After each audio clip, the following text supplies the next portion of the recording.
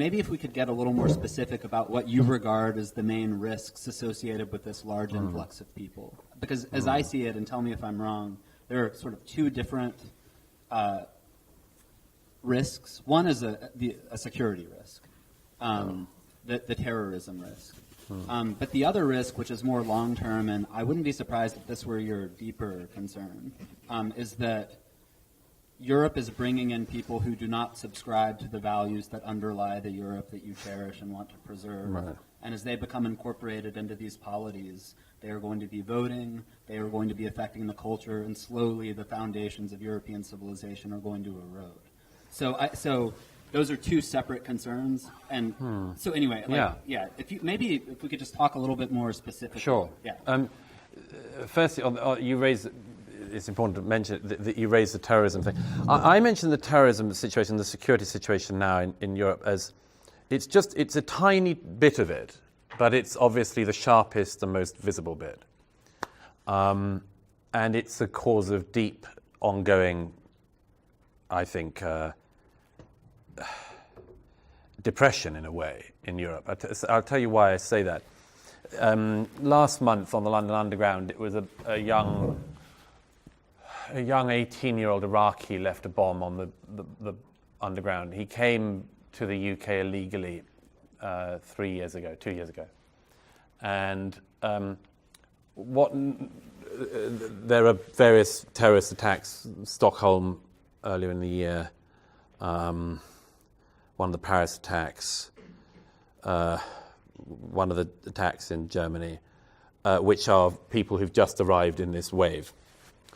And the cause of what I regard as being a form of European depression on this is that it's not just recent arrivals who that's the case.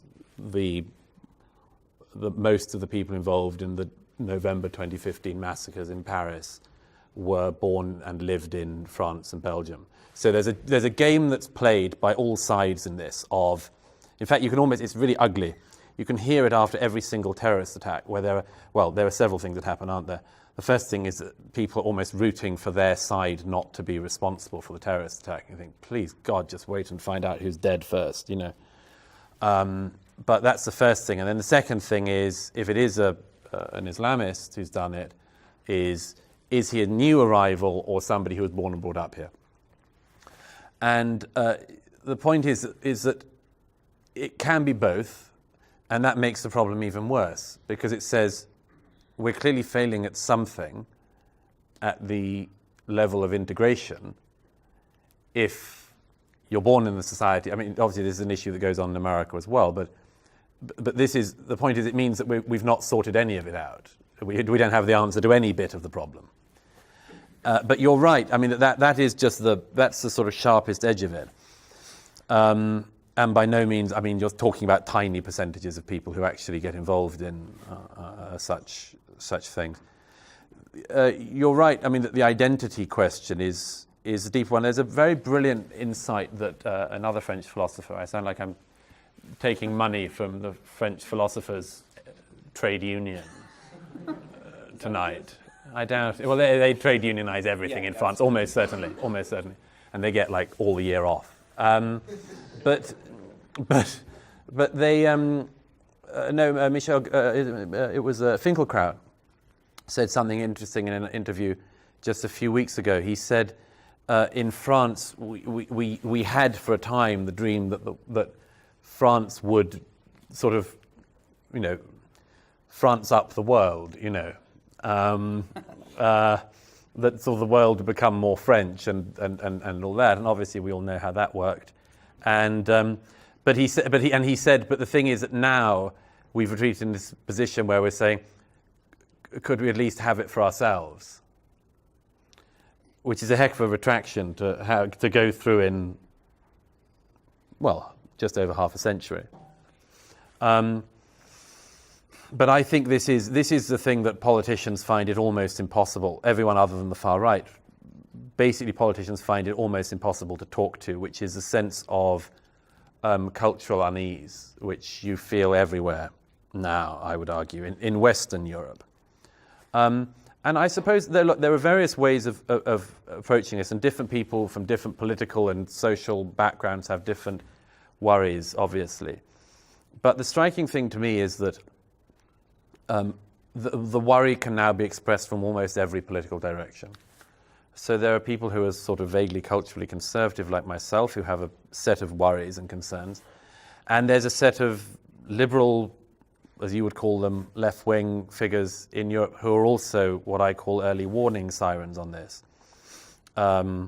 It's various feminists across Europe and minority rights campaigners and others who started to worry about some of the cultural shift. Let me give you an example of the cultural shift. There was a poll taken in the UK 2 years ago to find out the opinions of the British public on homosexuality. And normally, you know how these polls go. I mean, you would expect that the poll will smoke out a lot of homophobes in like Yorkshire or something, or Wales. And I have nothing against either groups of people, I suppose. But that's sort of the expectation, that the rural areas will be very homophobic and they won't be like us in the enlightened city. The result was exactly the opposite of that. In the country as a whole, around 14% of the public in Britain said that they had basically a problem with being gay. And in London, that figure was double. And that is not because they see a lot of gays and don't like it. It's because they are people who've come from a background where that is not good and they haven't reconciled with it, and maybe they won't.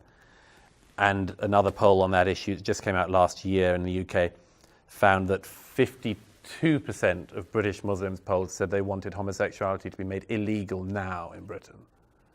And that sort of thing is just starting to worry a lot of people. I put it no stronger than that. As I say, there are all sorts of arguments from every side on it, but the sense that there might... You see, what I like about Europe is that we have been... Again, I have this thing that all of our virtues are used against us in various ways. You know, like it's a good thing to want to know about the world. It's a good thing to be inquisitive. It's a good thing to want to know as wide a range of people as possible and as wide a range of cultures as possible and so on. And yet no one knows what the point is where that changes. And I think that this deep unease comes from the sense that the kind of liberal, open-ish Europe that some of us believe is worth defending and protecting and liking at any rate, not destroying at any rate, might not last in this area. I don't put it any stronger than that, but it's becoming a worry. And look, it's very... Who knows, or who would dare to predict the future these days in particular? I mean, we live in an era where Harvey Weinstein can cause the abdication of the British Defence Secretary. You know, I mean, causality these days is just haywire. So predictions of the future seem very, very unwise today, even more than they have historically. So I don't know how this goes, but I do say towards the end of the book there are a set of very bad warning signs. And I give one example. The third word in the subtitle of my book is Islam, because I say that in the immigration, identity and Islam debate, I put Islam in there because it's clearly for Europe proving to be the hardest bit of the multicultural dish to swallow. And we're trying to work out the extent to which we can or can't ameliorate it. But I mentioned, that if by now this was going to go well, we would have exactly the inverse situation of the one we have, which is that the liberal reformist voices in Europe are the ones who are most under threat. So let me give an example. In Berlin, there's a very brave young man, author, who writes very vocally about problems within his religion and among other things. But he lives now with a permanent bodyguard having to be provided by the German state. And that's the case with almost everybody I know in every country on that now. I was with yet another French philosopher the other week in London, and he arrived with bodyguards because that's what you have to do now if you're French and talk about this area too volubly, particularly if you're Muslim. And it's the same in the UK. It's liberal reformist voices like Majid Nawaz that have real security problems. And it's not the guy who's on the board of Finsbury Park Mosque in North London who's also on the board of Hamas, which is a banned terrorist organization. He doesn't have any security concerns. And if this were going to go well, it would be the Hamas guy who was genuinely worried and the liberal reformer who was totally fine. There were big waves of immigration in the past. And I remember the last one in Germany, the Turkish immigration in the 70s and 80s. They got perfectly assimilated. And today they're German citizens. But today it seems that that is not possible. I quibble with one bit of that, which is that the idea that the 70s and 80s Turkish immigration to Germany were totally integrated. Look, I mean, it goes back slightly to the Catholic point earlier. President Erdogan, Sultan Erdogan, who I'm very glad to say is a close enemy of mine, and a reason I can't go to Turkey anymore, sadly. But Erdogan actually came to Europe again 5 years ago to give a speech to tens of thousands of German, Dutch, and Belgian Turks, and said to them again publicly, amazing speech. He says, "We need you here," and he encourages them to have lots of children. And he says, "We need you to be in Europe, but do not become Europeans. Get yourself involved in politics, but don't become like them, because we need you for Turkey." Now, again, if you imagine that in the Catholic or any other historical context, it would be a legitimate moment for people to worry about subversion. And that, I think a lot of evidence from Germany suggests that a lot of those Turkish migrants, yes, they came, they contributed to the German economy, all sorts of things, but I think it's a stretch to say they became as German as anyone else. It's a self-selecting group, isn't it? I mean, as it were, that the people we are likely to speak to, who are likely to be open about their views to us, are likely to be the people who are more happy about the integration into a normal, liberal Western society. Whereas there are undoubtedly large sectors of the population who we couldn't get to, who would not share their views on a range of subjects with you or me, particularly not with me. And so, that, as I said, there's a tendency to pat oneself on the back about the visible parts and beat oneself up on the invisible bit, and that's right. But I just there is no stat whereby we're going to get this right. You know, that somebody once said to me there are at least tens of thousands of people in Britain who the British government just cannot get to. They have no connection with the state. The state gets them at no level of their lives, and those people worry me a lot. But you know, there are good news stories as well. I mean, you know, Zayn Malik of One Direction is the child of Pakistani immigrants.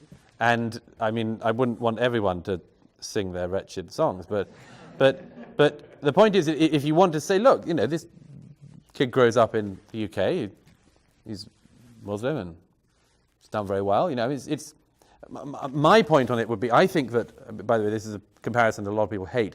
My point on it always is, it's basically like every other rights issue. The success comes when there's so many possible things you could be for the good that the single identity thing stops being the important issue. So, for instance, in gay rights, it's the moment when there are visible gays who aren't all flouncing around screen stars. You know? It's the point at which they realise that, oh, that guy on the building site's gay, as it were. That's the point when it's all sort of fine. But it's the same with this. It's how many and how wide a variety of representatives you get in the normal cultural life of a country, that you get to the point where you go, oh, actually, I didn't even notice, you know.